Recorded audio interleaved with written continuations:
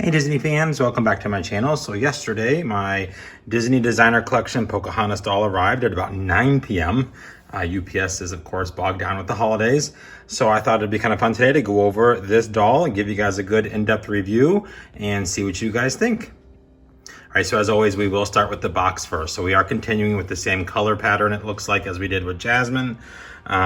This is kind of an odd, for Jasmine and Pocahontas it works. I'm hoping for Ariel they do something different, as well as the other princesses, because this is very dark and somber, I think, honestly. I don't really know where this color scheme came from. It matches these two princesses, I think, pretty well, but going forward, some of the other princesses, I don't know how well it's gonna work, but I guess we shall see as soon as aerial photos leak. So, of course, we do have the same flapping front. We have the same geometric design. This time, of course, instead of a lotus flower, we do have some leaves. Of course, for Pocahontas, you can kind of see here, there's some watermarked leaves there as well. We have the 6+ as usual. Coming down, it does say Disney Designer Collection, some more of that geometric design. Pocahontas limited edition, one of 9,700, so they are continuing with the large edition size. If we turn Pocahontas here, you will see on the side it does say Pocahontas with a neat little design there, and down the side there. And then again, we do keep carrying on with that geometric design that they have on these boxes. On the back here, it does show a little bit about the designer. Of course, there's his picture, the Disney Ultimate Princess Celebration, the designer's name. If you'd like to pause and read it there, you can. It does talk a little bit about the doll and his inspiration. And then, of course, these were $129.99 here in the States. And then coming over here to the side, we have Pocahontas again. And then we are back to the front. And on the top, it does say Disney Designer Collection in gold. So when you open this up, we do have the same flaps that, of course, we saw on Jasmine. This time, of course, instead of the lotus flower, we do have a leaf. We have the packet here that talks about Javier Garcia.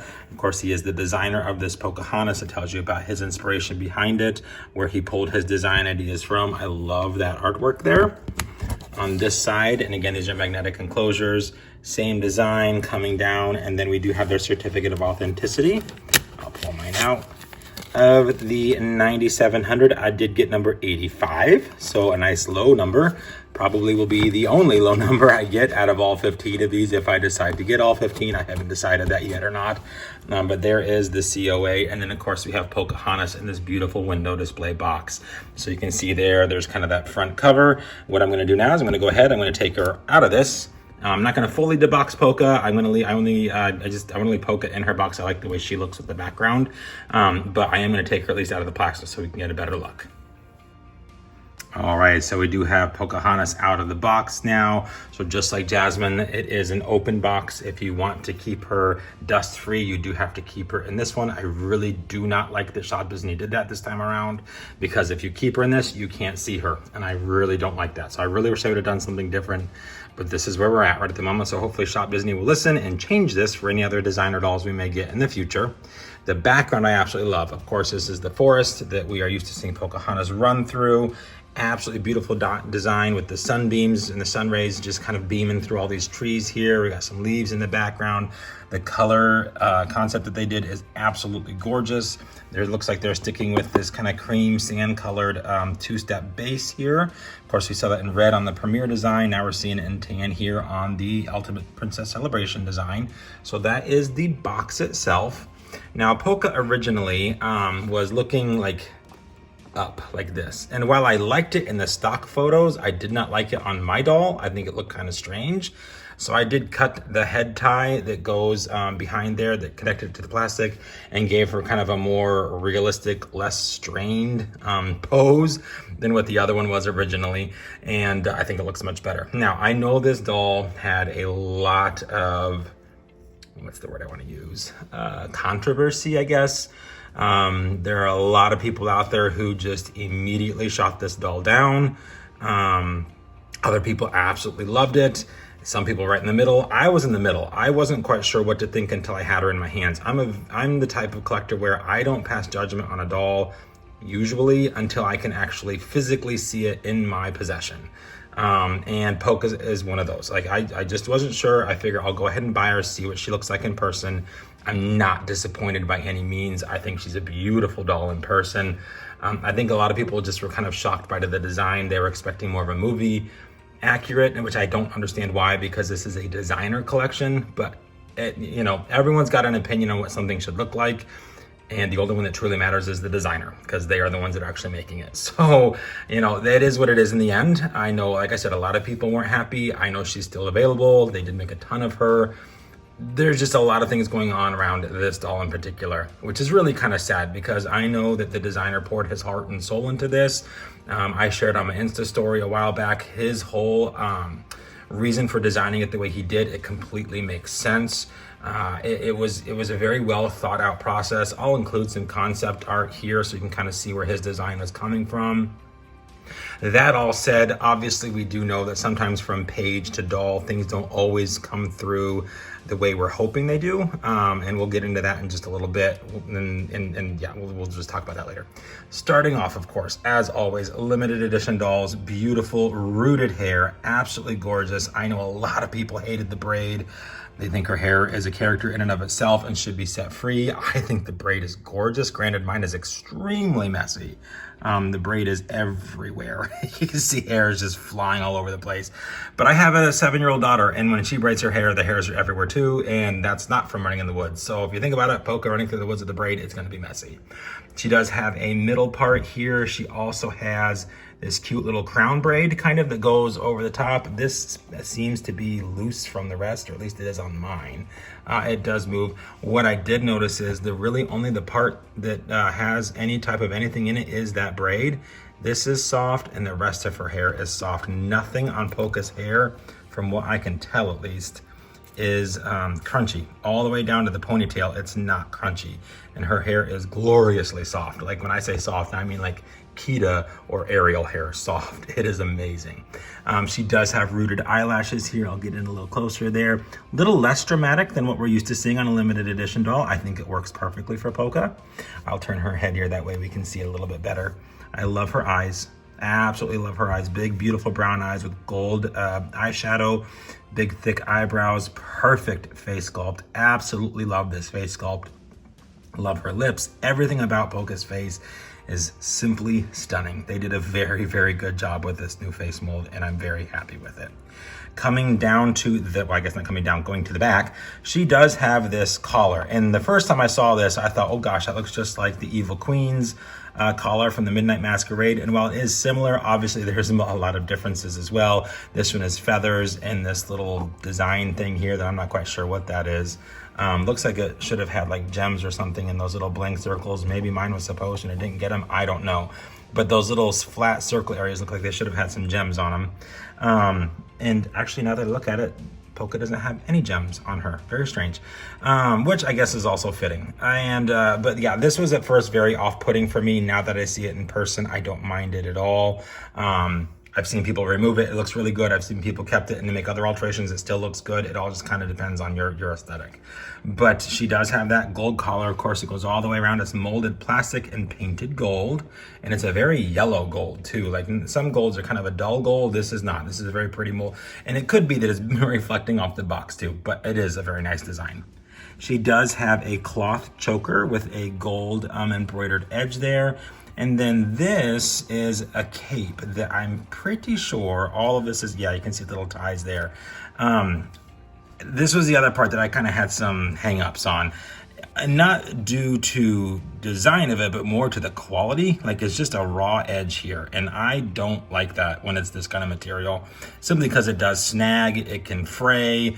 I think that should have honestly had something go all the way around it just to keep it more secure and more safe. But seeing as I'm not going to debox Poca, it should be just fine. But that part was a little strange to me why they didn't do that. But it is connected to this faux suede part of the cape here that she has on with this beautiful design from, of course, her tribe, which I think this is just really, really nice. I love that they did this here. It is held together by this really beautiful gold chain with a little blue teal gem. Of course, that's harkening back to her necklace that she wears in the movie. So I love that he incorporated that into this design here. Her sleeves underneath this cape thing, mine is barely being held together here. They do have actually an ombre effect. It's kind of hard to see since I'm not deboxing, but it goes from a darker magenta to a more brighter magenta on this side. And then on this one, it's like a purple, dark purple to a blue. It's really, I love the different colors because of the colors of the wind, obviously. So I do like that they incorporated that as well. It is, at first, again, some of these things were just like, okay, I got to understand the reasoning behind it. After reading what he posted, it makes a lot of sense now. So I do love how they did incorporate parts of the song, parts of the movie, all into this doll. Now, coming down to her dress. This dress is really something, let me tell you. It's a fit and flare, basically. It has kind of an off-centered sweetheart neckline, I think is what my wife called it. So there's more on this side than there is on this side. And of course, you got the corseting there. This is my camera is picking it up as pink. It is actually a gold brown. I don't know why it's picking it up pink, but it is. But this is a gold brown, and then this is more gold color with some gold embroidered leaves on there, which I think is a really, really nice touch. And then, of course, we have the mid seam here, and this is where I really love some of this detail. So we have this gorgeous metal chain belt that goes across, and then it's got a compass, and it's got flit, if I can flip them around here. Super cute little hummingbird, and then her little buddy Miko as a charm. And I absolutely love that they did incorporate, those things in there, because of course, it's all about letting the things guide you. So the compass and then her two friends are incorporated in the design. And then we have it's a lot of layering going on, which I really do kind of like, honestly. The fringe is different. It is a faux suede. I think if it actually laid flat, I would be a little happy with it. But, when it's this small and that short, it tends to just kind of have a mind of its own, which is okay. It is an open skirt here at the knee. And we do so 1, 2, 3, 4 little layers of that same gold embroidered fabric. And then this is 1, 2, 3, 4, 5 layers of this gold brown fabric that does change colors depending upon what's around it, but my camera is really picking it up very, very pink. So we do have the gold embroidered rims here, and then the fringe underneath, and you can see here they do lift up, so you could do basically whatever you wanted, but each layer is movable from the other. And then coming into this area, I love that they did pin it over to the side so we can actually look at Polka's feet. She does have some very simple heels, they kind of remind me of the jelly shoes back in the day, but they're kind of a see-through gold plastic here, very simple. Jasmine's were very ornate. These are more simple, which again, I think is more fitting towards the character. And then we do have this new base for the designer line this year, which is black on part of it, and then the gold runway carpet there in the middle, of course, and then her stand in the center. So that is Polka. Like I said, when I'm looking at this part, it's greenish brown, and over here is brown. There, it's all pink. I actually, when I got her in person, I fell in love with her. Polka is beautiful. She's very serene. While her statement piece here, her outfit is very loud in a good way, she herself is not. And I love her entire facial expression. It's spot on. I love her hair. I love the design concept. I may take this off in the future. I'm not sure yet. It's still kind of bothering me. But the rest of Polka, I do love quite a bit. And I am very, very happy to have added her to my collection. At first, I was only going to get a few of these. And now after getting Polka and Ariel is, amazing, I'm probably going to end up buying all 15. I know myself. I'm terrible. And I have no room for all 15.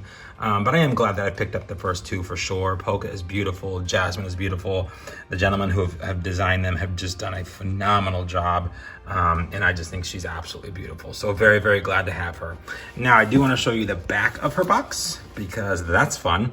Of course, we just have more of there's the river that's going through, of course, just around the river bend, and then the sun peering through the trees in the forest. So I love that they carry that around the entire box and didn't just put it on the inside and have the back be like a black or a brown color solid. I think they did take a lot more steps in making this more inviting all the way around.